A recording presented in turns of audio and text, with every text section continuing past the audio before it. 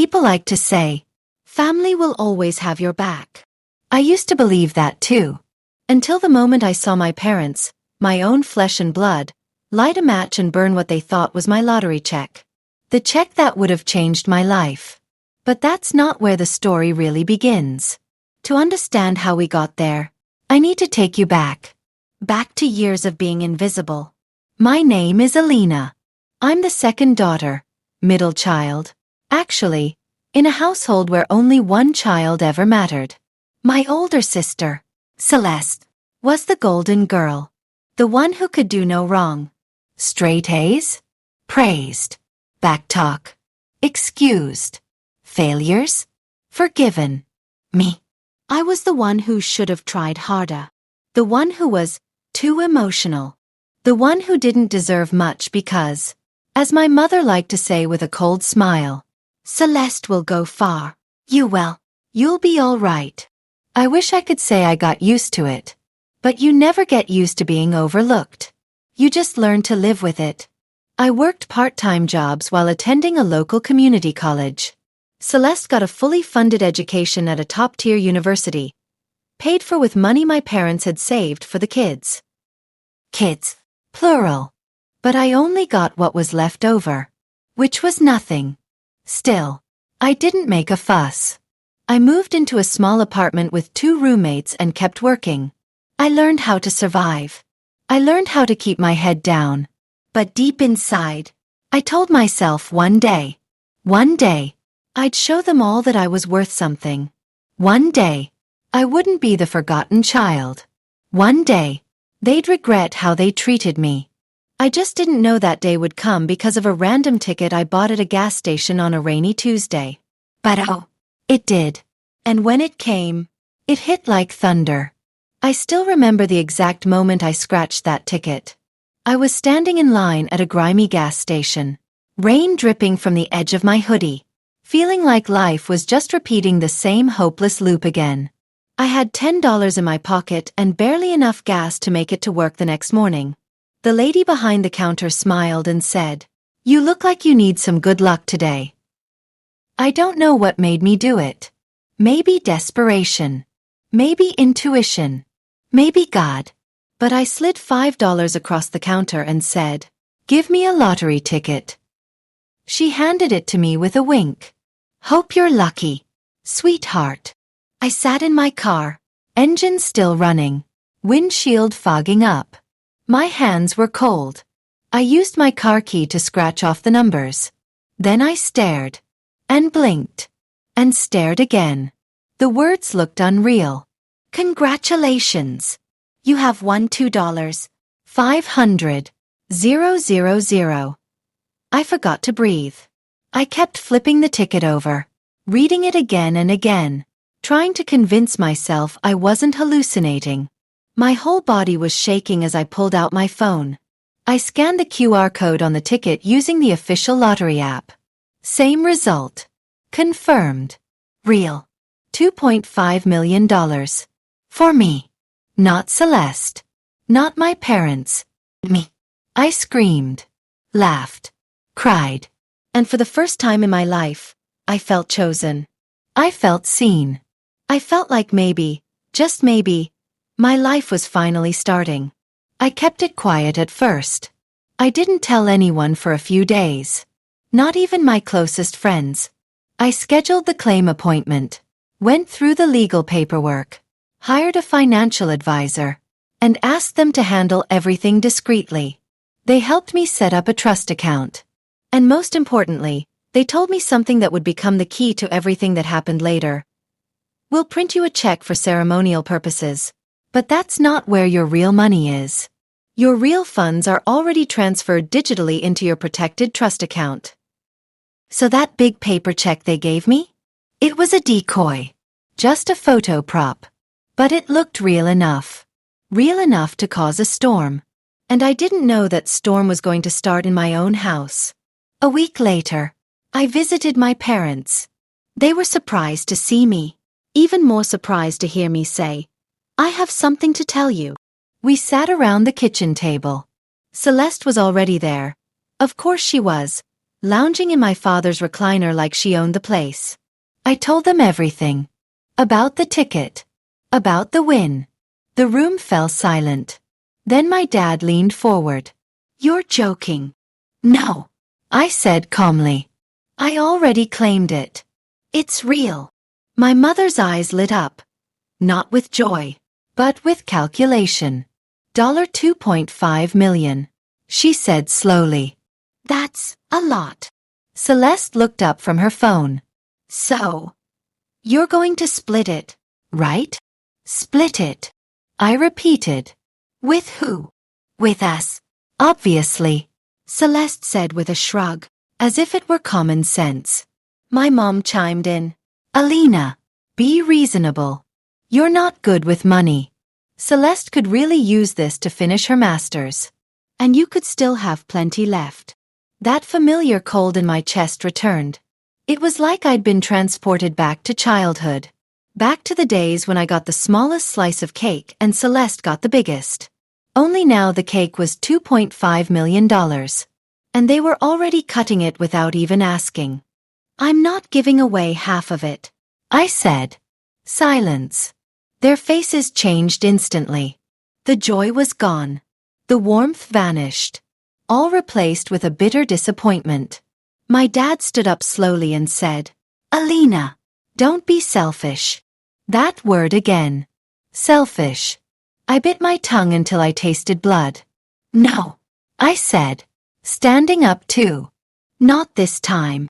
I grabbed my coat. Left the house. I didn't realize then that this wasn't the end of it. It was only the beginning. Because the next morning, I woke up to smoke. And screaming. It was 6 a.m. when my phone rang. It was my neighbor. "Alina, you need to get over here. There's a fire." My heart dropped. I jumped into my car and sped home. When I arrived, I saw them. My parents. In my driveway. Holding my lottery check, the decoy. And burning it. With a smug grin. My mother said, "If you won't share, you won't get a penny." I stood there, frozen. It took me a second. Then I burst out laughing. The kind of laugh that comes not from humor, but from pure disbelief. "You burned a photo prop," I said, wiping tears from my eyes. They blinked. "What?" "That wasn't the real check," I said through laughter. "The real money was wired to a trust account 3 days ago." They went pale. My dad's jaw clenched. My mother's eyes darted. Celeste stepped forward, fury in her voice. "You tricked us." "No," I said calmly. "I protected myself." "You're heartless," my mom hissed. I looked at her, dead in the eye. "And you're greedy." That was the moment something snapped. Not in them. In me. For the first time, I didn't feel bad for not being the favorite. I felt powerful for not needing their approval anymore. I felt free. And that was the beginning of my revenge. Not by burning bridges, but by building something they could never touch. Chapter 4. A life they could never touch. I didn't go back to that house after the fire incident. I didn't answer their calls. I didn't reply to Celeste's texts that started with, "I'm sorry," and ended with, "But you owe us." I just disappeared from their world, the same way they had made me invisible for years. The money didn't change who I was. But it changed what I could do. And I didn't waste a second. First, I moved out of my tiny apartment. Not into a mansion, but into a beautiful 2-bedroom place by the lake. It was quiet, peaceful, a place where I could finally sleep without the weight of disappointment pressing on my chest. Next, I invested. My financial advisor helped me buy shares in a rising tech company and several real estate properties under a separate LLC, so no one could trace them to me. Everything was locked tight, legally and financially. But here's the best part. I didn't spend like a millionaire. I lived smart, simple, intentional. Because deep down, I wasn't looking for luxury. I was building leverage. And I knew. It was only a matter of time before they came crawling back. I didn't have to wait long. It was about 3 months later when I got a message from my father. "Your mother has been sick. We need your help." I stared at the text. No greeting. No apology. Just a demand wrapped in guilt. I didn't respond. Then Celeste messaged me. "I know you're mad, but they're still your parents. You can't turn your back on family." I raised an eyebrow at that. The same family who tried to burn my life away? Still, I didn't respond. I just watched. Watched as they slowly realized I wasn't playing the same game anymore. And then, it happened. They showed up at my door. Yes, my parents and Celeste. At my house. Uninvited. Unannounced. I opened the door. Celeste looked me up and down. "You're doing well," she muttered, as if it were a crime. I said nothing. My mother stepped forward. "Alina, please. We're not asking for much. Just a little help. We're drowning in debt." I looked at them. The same people who made me feel like a burden. The same people who lit my fake check on fire like it would erase my blessings. Now standing here. Desperate. Afraid. Powerless. I wanted to scream. I wanted to yell about all the nights I cried alone, hearing them praise Celeste in the next room.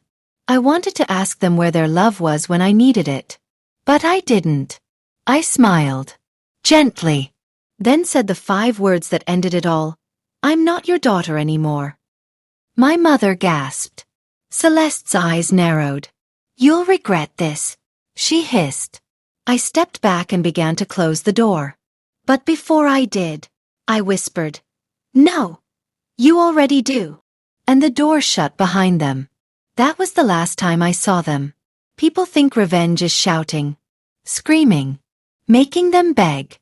But the most powerful revenge is silence, success, distance. I started a small business using part of the money. A wellness studio, yoga, therapy, healing sessions. It was something I'd always dreamed of doing. Helping people who were once like me. Hurt, forgotten, small. The business grew. Clients came in droves. I hired women who had escaped abusive homes. Mothers who had no support. Daughters who were never believed in. And slowly, day by day, I built a quiet empire. One that healed me. And helped others too. One day, a familiar name popped up in my email.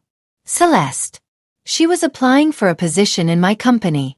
Under a fake last name. But I recognized her immediately. Her resume was good. But not perfect. And I had no intention of letting her in. Instead, I sent a short reply. "Dear applicant, thank you for your interest in our company. Unfortunately, your values do not align with ours. We wish you the best in your future endeavors." That was it. No name. No mention of who I was. Just quiet rejection. And when she finally figured out who had sent the message, I imagine her face crumbling. And I didn't feel guilty. Not for a second. Now, here's something I want to say to anyone listening. Don't let guilt trap you. Sometimes, walking away isn't heartless. It's holy. Sometimes, the people who are supposed to protect you are the ones who break you. And sometimes, winning the lottery doesn't change you. It just exposes who was using you all along. Oh, and before I end this part of the story, let me say this clearly. They never knew the money wasn't just $2.5 million. The interest, the investments, it doubled, tripled, and they'll never touch a cent. Because they burned a piece of paper. And in doing so, they burned their bridge to me. If you've ever been hurt by the people who were supposed to love you, know this, you are not alone. And healing is possible. Not always through fire. Sometimes through rising quietly. Speech balloon comment below if you've ever been the black sheep. The forgotten one. The underestimated sibling. Sparkles and hey, don't forget to like and subscribe to our channel for more true, powerful stories just like this. Your story deserves to be heard too. Years passed. And I stayed quiet. Stayed free. But one day, I received a letter. From a lawyer. Apparently, my grandmother, my father's mother, had left me something in her will. She had passed away quietly, far from the chaos. We were never close. But she had watched how my parents treated me, watched what they did. And she left her estate to me. Not my father, not my mother, not their golden daughter.